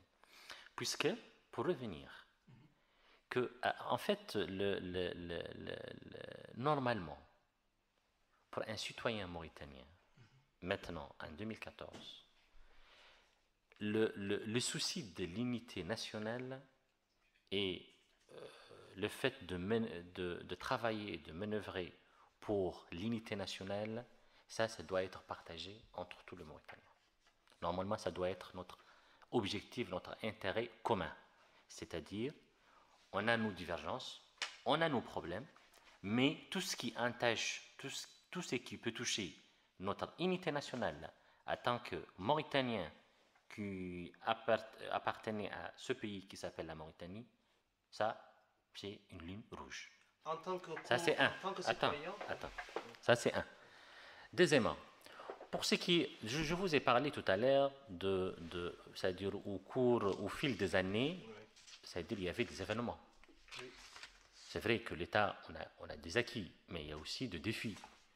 Et c'est vrai que les défis par rapport à la réconciliation nationale ou par rapport à les gens qui étaient lésés ou par exemple les gens qui ont été exécutés dans les événements de 90 et tout ça, effectivement c'est des problèmes qu'il faut régler, qu'il faut voir les mécanismes de les régler avec les lois qui existent, avec la législation qui existe convenablement. Et là, il n'y a pas de souci. Sauf que pour cette histoire comment on appelle ça, le règlement le pacifiste, voilà, humanitaire. Voilà. Ça a été effectivement déclenché. D'abord, je ne crois pas que le coup d'État, je ne sais pas, le coup d'État, que c'était un rapport où c'était le fait on a arrêté le processus de réconciliation qui a été entamé par Sidi Cheikh Abdallah et que Aziz il a arrêté. On n'a pas dit qu'il a arrêté, il a dit qu'il a fait autrement. Voilà, peut-être il l'a fait autrement. Mais je pense que d'après mes informations, et je connais pas tous les détails, et mon frère peut-être il est mieux placé pour savoir qu'est-ce que ça a été fait. Je pense qu'il y a un processus qui a été fait, certainement, qui a permis d'endommager certaines victimes, dédommager certaines victimes, et puis, mais ce genre de dossier, c'est pas au claque du doigt qu'on le règle, c'est pas au jour ou au lendemain qu'on peut régler ça. D'autant plus qu'il va y avoir des gens aussi qui étaient lésés, qui n'étaient même pas en Mauritanie. Par exemple, je ne sais pas, il parle de policiers, de gendarmes et tout, voilà, de gens qui sont installés à l'étranger. Donc, mon avis, en tant que citoyen, que l'État doit continuer à appliquer les lois qui ont été mises en place pour dédommager ces personnes et pour régler ce problème, comme le problème de séquelles de l'esclavage, comme le problème de la marginalisation, disons, de l'ordre économique, dont victimes, pas uniquement les Nogro-Africains ou les Haratin, mais aussi le Maure, actuellement, vu la globalisation et vu le truc. Siley, vous avez la parole. Oui, voilà. Avant juste de vous passer la parole, je vais vous revenir sur un point. Au début, on a dit que la Mauritanie doit avoir des symboles qui soient inclusifs, que tous les citoyens mauritaniens doivent s'y retrouver. Effectivement, personne ne conteste le drapeau mauritanien, personne ne conteste, même si on veut que ça soit revu sur quelques points, c'est la constitution mauritanienne. Le problème, c'est que tout est parti lorsque les revendications populaires ont commencé à émerger. L'État était naissant, c'est vrai, l'État ne supportait pas beaucoup de choses. Mais je vous rappelle quand même que lorsque les négro-mauritaniens ont commencé à publier des manifestes dans lesquels ils dénonçaient ce qu'ils appelaient l'État bévan, qui est représenté partout, c'est toutes les sphères, c'est que déjà on fait les Haratin actuellement, que voilà, tout est concentré entre les mains de moi. C'est discutable, mais si on avait un État qui est fort de ses institutions et où tout citoyen a ses droits, peut-être certaines revendications ne vont pas avoir une certaine ampleur. Alors, 87, il y a eu effectivement une tentative avortée de coup d'État. Donc, les responsables ont été amenés dans des conditions très opaques et certains ont été, selon les instructions aussi des militaires, exécutés. Dans une cour qui, qu'on savait déjà, acquise pour les militaires et pour moi aussi dans ma part. Et on refait la même chose. Presque en 89, aussi on fait des rafles dans les rangs des militaires. Et on dit aujourd'hui à ces gens-là, non, ne parlez pas. Taisez-vous, laissez-nous faire les choses. C'est nous qui avions tué, c'est nous qui allons résoudre les choses. Ça ne se passe pas comme ça. Le problème, c'est qu'on ne peut pas dire à une victime, bon, vous allez signer ces papiers-là, mais par contre, vous allez renoncer aux poursuites judiciaires. Non, on veut savoir qu'est-ce qui s'est passé déjà. Moi, je crois qu'aujourd'hui, et ça peut peut-être le confirmer ou l'infirmer, que les rescapés ne veulent pas coûte que coûte que la tête des bourreaux soit coupée à la place publique. Ce n'est pas intelligent. On ne peut pas demander, mais on peut juste que ce soit un garde-fou pour l'histoire. C'est-à-dire qu'il y ait quelque chose de symbolique à partir d'aujourd'hui, comme par exemple ce qui s'est passé au Rwanda. Aujourd'hui au Rwanda, on sait que on a fait table rase. On a fait table rase sur le génocide. Maintenant, on passe à la construction d'État. On n'en parle même pas. On fait des commémorations. Les gens, ils ont demandé à ce qu'on leur fasse un mémorial à Inal. On a dit non. Et l'État a dit non. Et vous pensez que c'est juste. Donc, c'est des choses comme ça qui font qu'on construit un État. Mais si tout le monde met une certaine pudeur sur ce dossier, sur ces questions-là, parce que ceux qui nous gouvernent sont tous impliqués, c'est problématique. Même si eux, aujourd'hui, ils ont le pouvoir, mais commençons déjà par les bases, c'est-à-dire qu'on veut construire une nation. Tout le monde dit oui, non, il ne faut pas déstabiliser notre nation, il ne faut pas parler d'esclavage, il ne faut pas parler de passivité humanitaire, il faut se concentrer sur l'économie. Parlons de l'économie. Depuis 1960, qui a profité de l'économie mauritanienne? Des richesses, des familles, pas tous les mois, il ne faut pas se tromper. Il y a des morts qui croupissent dans la pauvreté noire. Si vous habitez dans les quartiers périphériques, vous voyez que vos voisins qui trinquent, qui sont là, qui sont en train de tirer le diable. Mais qu'est-ce qu'on peut faire? Il faut qu'on construise un projet de société. Tout le monde. Oui, un projet de société, c'est-à-dire que l'économie mauritanienne, elle est mal, les richesses mauritaniennes sont mal partagées. Et tout cela sont des choses qui font que ça s'accumule et les revendications populaires commencent à émerger et on ne peut pas tout le temps vivre dans l'injustice. À un moment donné, ça serait le chaos et ça va balayer tout le monde sur son chemin. Donc il ne faut pas qu'il y ait des pudeurs, il faut qu'on se dise ce qui s'est passé. Et c'est la gestion du pays aussi qu'on se dise les choses, pas pour autant. Sinon, tout le monde, maintenant, si vous voyez sur les réseaux sociaux, sur les médias, tout le monde dit on va vers quelque chose, on ne sait pas mémorer. Monsieur Rebekha, il a pris la parole, il a pleuré. Il a dit nous, on tient à la Mauritanie. On veut pas ce qui touche à la stabilité mauritanienne. Des gens, des intellectuels, ils ont parlé, c'est les télévisions et tout. Mais le problème, c'est que s'il n'y a pas de volonté politique. Et ce qu'il nous dit, c'est Aziz en premier. C'est lui qui a reconnaître les moi, je ne sais pas si je peux dire un petit mot. Oui, on va peut-être conclure. Oui, je vous laisse dire un mot. Voilà. Hamida ou Mohamed Salem. Parmi Hamida ou Ahmed Salem. Hamida ou Ahmed Salem, excusez-moi d'avoir parmi sur le plan économique, il faut être honnête aussi que sur le plan économique, ces dernières années, il y a eu des acquis. Et ça, c'est les gens des institutions financières internationales qui le disent. C'est des chiffres qui ont été avancés. Moi, j'ai des chiffres qui ont été faits par la Banque mondiale. C'est très à la mode en Mauritanie. Tout le monde sait des chiffres. Voilà, c'est pas tout le monde qui tout à fait, mais ça c'est pas. Commencer par le président. Ça c'est pas mes chiffres. Non mais ça c'est pas mes chiffres. Mais ce qui est sûr, c'est que le taux de la croissance, ça c'est au niveau de la Banque mondiale. C'est que quand même le taux de croissance ça a été beaucoup plus élevé en 2014, aux environs de 5%. D'accord. Mais ça profite à qui socialement? Le taux de chômage, si on fait confiance à les sources locales, maintenant ça a baissé. Mais qui est inscrit comme chômeur en Mauritanie? Tout le monde, tout le monde, on ne dit pas. Non, mais excuse-moi. Le problème qui se pose, c'est que certes, il y a eu un taux de croissance. L'économie, c'est d'ailleurs même, on le voit sur les prestations de services que l'État donne. Puisqu'à un moment donné, moi je peux vous parler de la santé. La santé en 1960 par rapport à la santé maintenant, il y a un grand, qu'on appelle une grande révolution. Oh, c'est qu'on souhaite. On a intérêt, j'ai envie de vous dire. Oui. Voilà une grande révolution. Oui. Moi, en 2006, il y avait un seul scanner dans toute la Mauritanie. Le seul TDM qui marchait, c'était à l'hôpital national. Actuellement, à Nouakchott, il y a 5 scanners. À l'hôpital militaire, à l'hôpital Amitié, à l'hôpital Djah, à l'hôpital national et à l'hôpital Cheikh Zayed. À Kiva, il y a un scanner.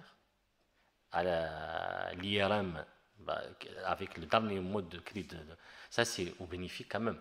C'est vrai, il peut y avoir quand même de règlements, il peut y avoir des gens qui profitent. Mais si, à un moment donné, les citoyens, si celui qui le gouverne, il fait quelque chose, même s'il fait profiter, il se profite lui-même ou sa famille, mais il fait quelque chose, c'est un progrès. C'est franchement un progrès. Non, puisque le problème, je suis désolé. Non, mais le problème qui se pose, c'est que. Ce raisonnement pas coupé, c'est ce raisonnement. Non, excuse-moi, j'ai fini. Ce qui est bizarre, c'est que par exemple dans les années 90, oui, il y avait toute une monarchie au profit effectivement d'une famille, voilà, d'une famille bien donnée. Et puis, il n'y a rien du tout. Sur le plan infrastructure, sur le plan prestation de services pour les citoyens, il n'y avait rien du tout. Et puis, même ici en Europe, avec tout ce qu'on fait comme gestion, avec respect de la gestion de loi et tout ça, il y a toujours des gens qui profitent. Je ne pense pas, Voilà. les citoyens lambda exclus du système quasiment social que Sidi décrivait tout à l'heure, je ne pense pas que quelque chose ait changé entre Maouya Outaya et Mohamed Abdelaziz. Pour lui, il y a beaucoup de changements. Rien à changer. Oui. On va donner la parole à Aboussa. Oui, moi je pense qu'il y a absolument rien qu'à changer de la situation des négro-mauritaniens du temps de Taya et au temps de Ould Abdelaziz. Je voulais juste revenir sur un truc avant de terminer, c'est-à-dire, vous avez parlé de l'unité nationale, la construction de l'unité nationale. Je pense que les victimes, moi je dirais, à mon avis, c'est les seuls aujourd'hui qui œuvrent pour la construction de l'unité nationale. Pourquoi? Parce que ce qu'ils demandent, c'est pour l'avenir de la Mauritanie. C'est pour que la seule chose qu'ils demandent, ou les choses qu'ils demandent, les revendications qu'ils font, c'est uniquement pour que les choses commises ne se répètent plus jamais. Donc je pense que ça, c'est de vouloir construire la Mauritanie. Ça, je pense que les gens devraient prendre conscience de cette situation. Parce qu'en fait, le problème, comment aujourd'hui, quand on dit qu'on veut régler ce problème et qu'on rencontre que les victimes croisent les gens qui les ont torturés dans des camps, dans des camps. Comment voulez-vous? Et tout simplement, il est tout simplement demandé à ce que justice se fasse. C'est tout ce que les victimes demandent. Ok, maintenant, je pense que les Mauritaniens entendront cela. Et on va essayer de conclure l'émission. On va d'abord préciser avec Aboussa, ici présent, pourquoi et à partir de quand vous est venue l'idée d'organiser les commémorations d'Inal. En fait, il faut quand même le reconnaître et le dire de haute voix. En fait, Inal, ça a été initié par Ira en 2011, par Biram. Donc c'est le premier qui a effectué ce voyage à Inal, qui en 2011 est venu ici en France lors d'une conférence de presse, a désigné une commission pour préparer le voyage à Inal. Donc depuis 2011, on essaye, on fait en sorte que chaque année on puisse commémorer le 28 novembre à Inal. Quel est l'objectif de cette commémoration? Pourquoi on n'a pas se joindre directement à tous les Mauritaniens qui fêtent l'indépendance de la Mauritanie et vous commémorez à Inal? À Inal, parce que tout simplement, c'est-à-dire que nous, on est parti d'un principe. Parce que vous savez, ce qui s'est passé, ce ne s'est pas passé seulement à Inal. Inal, c'est juste un exemple. Un symbole, oui. Voilà, c'est juste un symbole. Parce qu'en fait, ce qui s'est passé à Inal, ça s'est passé à Jrida, ça s'est passé à Azlat, ça s'est passé à Ouchi, à Sorimale. Mais sauf que, à partir du moment où l'État a pendu 28 négro-mauritaniens à Inal pour célébrer l'indépendance, le 30e anniversaire de l'indépendance, et c'est pourquoi nous sommes partis de ce principe pour aller commémorer, le 28 novembre à Inal. Parce que tout simplement, je vais profiter de l'occasion parce qu'en fait, je voulais aussi préciser ça, parce qu'en fait, il y a aujourd'hui un souci qui fait que certains vont commémorer le 28 novembre à Walata, ou d'autres à Ouchi, d'autres à... mais nous, le comité Inal, le choix de Inal, c'est parce qu'en fait, ceux qui sont exécutés à Inal, ils ne sont pas d'Inal. Et ils représentent l'ensemble de la communauté. Parce que quand on fait la liste de ceux qui sont exécutés, c'est presque, ça touche toute la vallée. Donc c'est la raison pour laquelle le comité a choisi de commémorer le 28 à Inal. Quel bilan faites-vous après 4 ans de commémoration? Quel bilan faites-vous de cette initiative? Le bilan qu'on fait, en fait, le problème, c'est d'ailleurs, il y a un souci. Le souci, c'est comme je viens de le dire, le souci, c'est qu'aujourd'hui, la communauté, elle n'a pas encore compris l'importance de la commémoration de Comme 28 communauté, vous pensez à je pense à la communauté mauritanienne. Ok. Je pense à la communauté mauritanienne parce qu'en fait, il faudrait, nous, ce qu'on veut, c'est que les Mauritaniens puissent comprendre l'importance de la commémoration de Inal. Parce qu'il faudrait que les gens prennent conscience de cette situation pour comprendre ce qui s'est passé à Inal. Et je tiens aussi à signaler que ce n'est pas que les 28 qui ont été exécutés cette nuit. Le 28, en fait, tout simplement, c'est-à-dire qu'ils ont compté 28 pour la pendaison, mais ça a continué. Donc, c'est pourquoi nous, dans le comité, nous avons choisi de faire la commémoration à Inal. Certes, c'est vrai qu'il y a certains qui nous disent non, mon mari il est tué à Jreda ou d'autres, mais c'est-à-dire que nous sommes partis sur ce principe-là tout simplement parce qu'en fait, ça représente l'ensemble de la communauté. Vous venez de dire que Biram Ould Abid a joué un rôle important dans l'organisation de cette commémoration et nous venons de le dire aussi dans dans Rimactu que Biram Ould Abid a été arrêté à Rosso pour une marche contre l'esclavage foncier et la spoliation des terres agricoles dans la vallée. Que pensez-vous de ce qui lui arrive aujourd'hui? Qu'est-ce que vous en pensez-vous au comité d'Inal et vous-même à Oussa?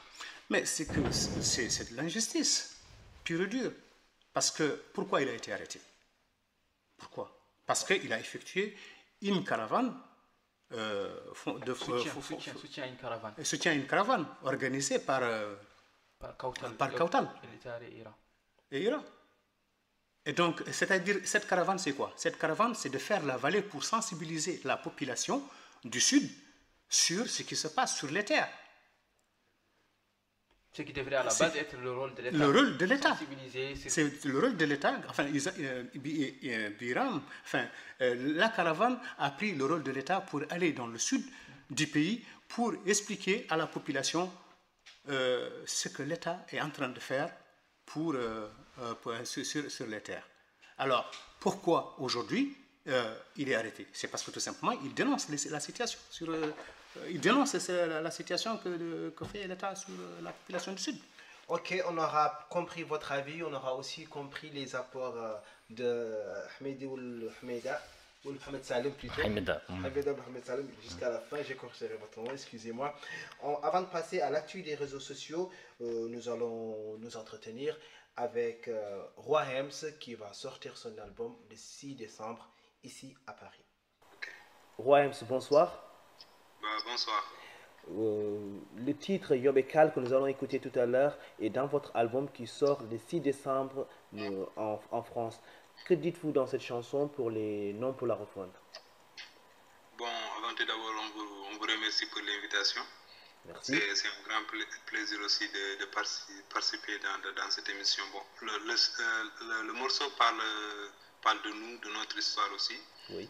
Bon, parce que Force Tranquille, c'est un groupe qui n'est pas né à Nouakchott. Nous, moi et Abda, on s'est raconté à Nouadhibou. Ah oui. On a créé à Nouadhibou, oui. On a créé le groupe à Nouadhibou et lorsqu'on est venu à Nouakchott, on a eu quelques difficultés avec certains rappeurs et certaines personnes qui nous prenaient même comme des étrangers dans notre propre pays, tu vois. Oui. Bon, c'est pour cela qu'on a chanté le titre en disant que Yabekal, ils n'ont qu'à parler, nous on va continuer de bosser. Quoi qu'il arrive, vous continuerez. Votre album s'intitule Gwale Bourihal. Je traduis approximativement l'acte prime sur la parole. Quel message voulez-vous faire passer? Bon, le message qu'on veut passer, c'est concernant aussi la Mauritanie, l'Afrique et le monde entier, tu vois. Donc, nous, on veut dire que juste, on ne veut plus qu'on nous donne des promesses que les gens n'arrivent pas à faire. Oui. Donc, on a toujours entendu, on a toujours eu ces promesses, les politiciens surtout, oui, qui nous disent que nous, on va faire ça, on va faire ça, on va faire ça. Et une fois qu'ils ont eu ce qu'ils voulaient, oui, ils oublient carrément le peuple. Donc c'est pour cela qu'on a dit que Gwale Bourihal, là aussi on parle de la jeunesse africaine, surtout, que la jeunesse aussi ne pas se baser uniquement sur ces politiciens qui ne font rien pour leur pays. Donc nous aussi, on doit faire beaucoup de choses Et être acteurs de leur propre vie. Ouais, donc voilà. Dans quelles conditions vous avez réalisé votre album? Je suppose que vous avez pris plaisir à écrire après vos textes, mais est-ce que vous avez aussi rencontré quelques difficultés? Bon, on a rencontré beaucoup de difficultés. Bon, le premier album et le deuxième album, c'est pareil pour nous. Bon, on n'a pas eu de sponsors, on a déposé des sponsors, mais bon, il n'y a personne qui a voulu financer l'album et tout. Mais il y a des gens au moins qui nous ont aidés, qui font partie de nous en fait, tu vois. Oui. On a eu des beatmakers qui étaient tout près de nous, comme Laek qui est en France, comme Pisco qui est au Sénégal, il y a Général qui est en Mauritanie, il y a Abda MC du groupe Force 5 qui a composé certains sons. Oui. Donc avec la connexion aussi que j'ai ici en Europe, j'ai contacté quelques amis qui sont là, tu vois, comme Elements. Bon, on a contacté Démon du Sentinelle. Ah oui, qui sont aussi dans l'album, qui sont présents dans l'album. Bah ouais, ils sont dans l'album. Chacun a fait sa participation. Bon, donc voilà, c'est comme ça qu'on a réalisé l'album.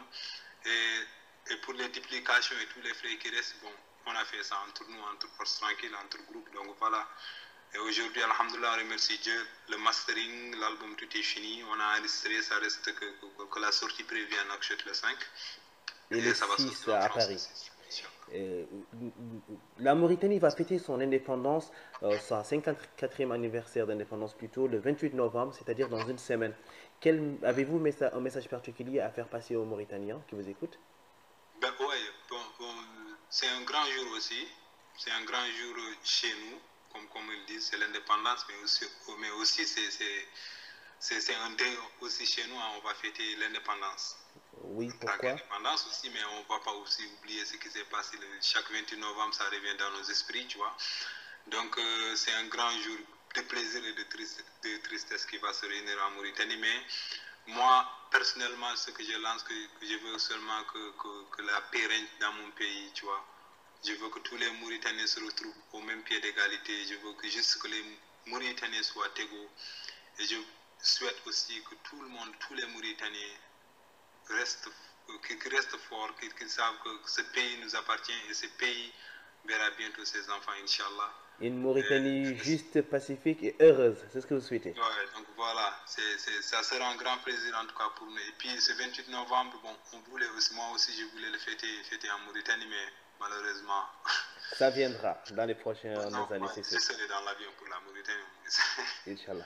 Votre album Golle Bourihal sort en France plutôt le 6 décembre. Comment est-ce qu'on peut se procurer cet album quand on vit en Ile-de-France? Bah oui, en France, il y a des gens, il y a deux personnes qui s'occupent de ça. Il y a Adves Gay et Hasni Cham. Ils ont leur contact sur Facebook et tout. Et donc, Adves Gay et Hasni Cham, c'est ça? Oui, Adves Gay. Oui. Adves Gay, bon, c'est un jeune qui est actif, c'est un rappeur aussi. Oui. Et Hasni Cham, c'est un ami d'enfance. Bon, voilà, lui aussi, on est du même village et tout. Il est en France aussi. Et en Belgique aussi, à partir d'ici, ils pourront avoir l'album via Soldier Hems. Oui. Donc, voilà, donc disponible en France et en Belgique. Belgique et en France à partir du 6 décembre, Inch'Allah. Et 5 à Nouakchott. Le 5, on est à Nouakchott, Inch'Allah. On va se quitter avec votre son Yobekal. Votre son qui cartonne, je le dis sur les radios en ce moment.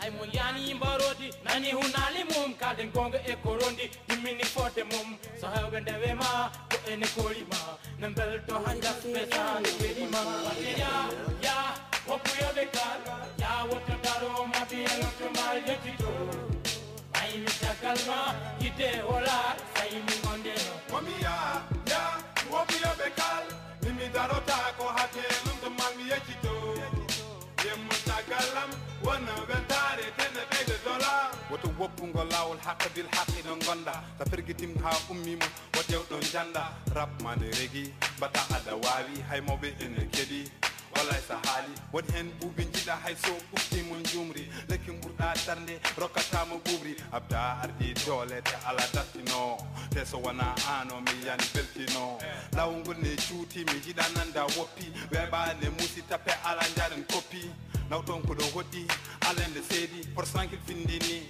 hande jiɗɗe péri andi mi fenande laamu e ko woni bedda mbaɗi rapportuji kewɗi saabu hande nana ñamba ya woto daro alano wonde ma amin cabi banda garo falle ɓurɗo haala ya wokku yoɓe kal ya woto daro. Est-ce que votre dernier mot pour votre public qui vous écoute en Mauritanie, en France, en Allemagne, en Belgique et partout dans le monde?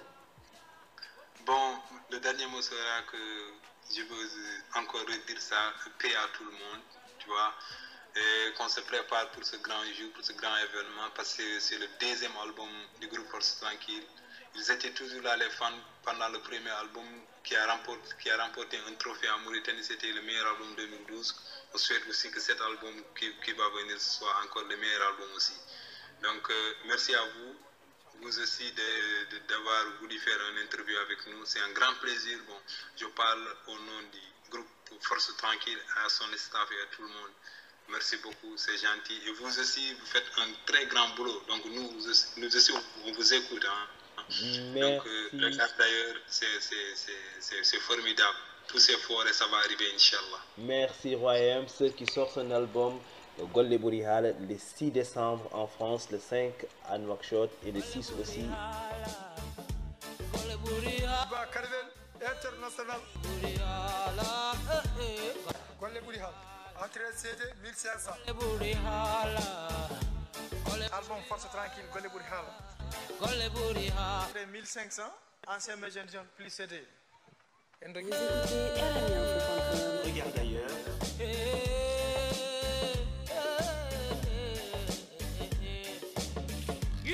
Le 5 décembre, Inch'Allah, à l'ancienne Maison des Jeunes. Entrée plus CD 1500. Le 6, ça se passe à Nouadhibou. Force Tranquille, Golle Bourihal. Vous écoutez Regarde ailleurs sur rmiinfo.com. Dans un instant, Khan Amadou pour l'actu des réseaux sociaux, mais je me tourne vers nos invités tout d'abord. Hamid Daoul Mohamed Salem, est-ce que vous avez un compte Facebook ou un compte sur les réseaux sociaux de manière générale? Comment est-ce que vous l'utilisez? Oui, mais j'avoue quand même que je suis pas trop présent. Mais quand même, j'ai fait un compte Facebook. Ouais. Et monsieur Aboussar, est-ce que vous en avez un compte? Oui, j'ai un compte Facebook et je suis présent. Et ok, c'est parfait parce que la personne que nous allons accueillir tout de suite sur votre plateau, Amadou Khan, est jour et nuit, si je peux dire, sur les réseaux sociaux et de temps en temps dans notre studio pour nous parler de ce qui s'y passe. Ça clique, ça like, ça tweet, c'est l'actu des réseaux sociaux avec Amadou Khan. Vous allez d'abord nous parler de l'affaire Absatoussi, qui était d'abord l'affaire Sagnol.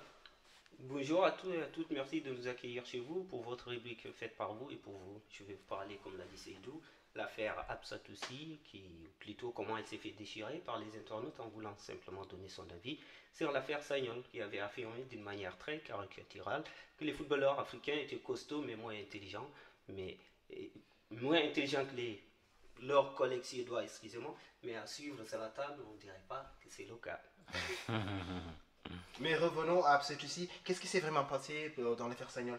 Absatoussi, puisqu'il s'agit d'elle, elle avait donné son avis sur cette rubrique en disant qu'elle ne pensait pas vraiment que Sagnol était au fond raciste, mais juste maladroit. Mais cet avis était de trop, selon les internautes. Comment une noire de mère mauritanienne ose défendre l'affreux Sagnol qui critique ses frères noirs? Et ce fit une succession d'insultes dont je vous cite quelques extraits. Alors, éloigner les mineurs, ça est chaud. Absatoussi mérite une pendaison. Si j'étais son père, je lui ferais subir l'inceste. Négresse de maison, chienne de négresse, et j'en passe et j'en passe. J'avoue que c'est des propos quand même qui sont choquants. Et au nom de Regarde d'ailleurs, je vous présente mes excuses dès à présent. Mais l'intéressé Absatoussi, elle a réagi, M. Khan? Elle a réagi dans un premier temps en s'excusant d'avoir pu heurter la sensibilité des gens, mais rien n'y fait, les défenseurs de la morale noire n'ont pas digéré le fait que elle, femme noire ayant des décolletés très osés à la télévision, ne puisse pas aller dans le sens de la pensée unique de ses frères. Ensuite, elle a mis les points sur les i en disant cette fois-ci, si, je cite, à ceux qui m'ont adressé des propos outrageux et insultants, je ne leur adresse aucune excuse, boycottez mes produits si je suis une honte, une collabo, une négresse de maison, éteignez vos télés quand j'apparais et désabonnez-vous de mon compte Facebook et Twitter. En conclusion, on demande cette fille d'être belle, noire et fermer sa bouche. Je ne sais pas qui le dit, mais on a aussi parlé de l'esclavage en Mauritanie sur les réseaux sociaux. Oui, je vais vous raconter ça sous forme d'une histoire. Il était une fois, dans un pays très lointain appelé la Mauritanie, vivaient 4 millions d'individus, dont 4 millions de présidents, 4 millions d'esclaves et 4 millions de militants des droits de l'homme. Et parmi eux, un descendant d'esclaves du nom de Biram décida de se libérer de ses maîtres et de lutter contre l'abject phénomène de l'esclavage. Ce dernier créa donc ce mouvement qu'il baptisa IRA. Depuis, il ira très loin dans son combat. Et il est devenu la bête noire des autorités de Nouakchott car Biram agace. Biram trouble la tranquillité des maîtres et il sait faire parler de lui à tout prix, comme par exemple en septembre dernier à Keidi, quand il décida de s'attaquer, je cite, contre les féodalistes Poulard et Soniké qui jouent aux esclavagistes dans leur communauté alors qu'ils rampent selon lui devant les morts tels des esclaves. Mais mis à part quelques agitateurs sur Facebook, cette affaire n'a pas fait grand bruit. C'est alors que Biram décida de frapper encore plus fort les esprits. Et c'est là qu'il ira dans sa boîte à idées pour en sortir une qui à coup sûr fera des étincelles. Il décida donc d'organiser une marche de Bogué vers Rosso pour lutter contre l'esclavage et le féodalisme foncier en Mauritanie. Et ça a particulièrement agacé le maître des palais gris qui lui a envoyé ses esclaves en tenue, appelés plus communément chez nous les gendarmes, et la marche pacifique se transforma en champ de bataille comme dans un western spaghetti. Au final, Biram et ses partenaires furent arrêtés et comme diraient certaines, ou dira certains sans jeu de mots, ira bien qui ira le dernier en prison. Et les réactions sur Facebook?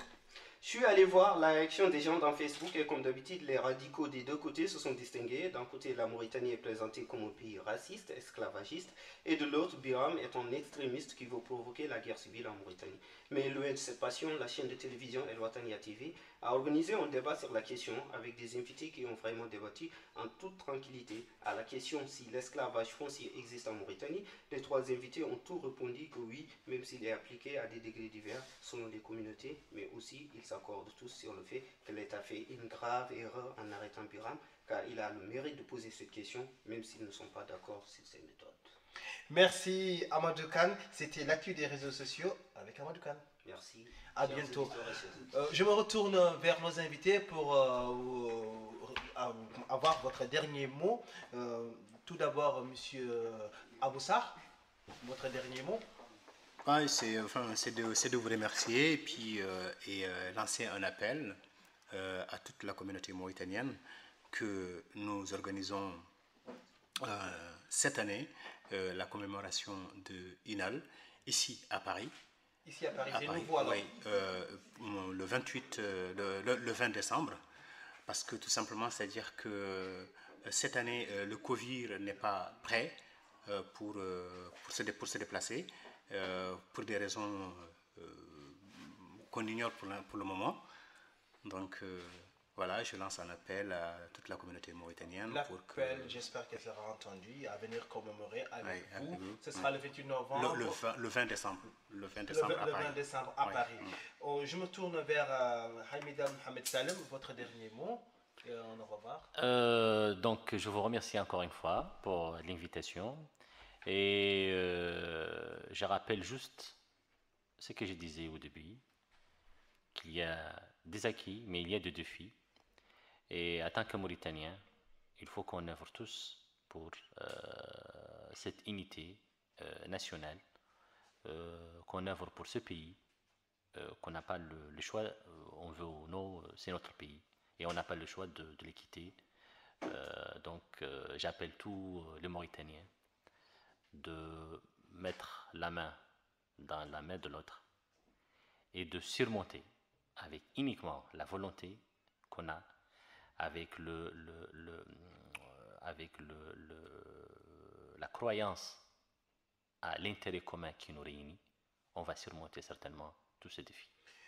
Monsieur est très optimiste, j'espère que les Mauritaniens aussi le seront. Monsieur Bassoulé, merci Merci pour vos chroniques et pour vos analyses. Je remercie Khan qui était là tout à l'heure, Abdoulaye Sy et Christophe Albert pour la technique. Je ne pourrais finir sans souhaiter bonne fête d'indépendance à tous les Mauritaniens. J'allais oublier Seta Camara, je la remercie aussi.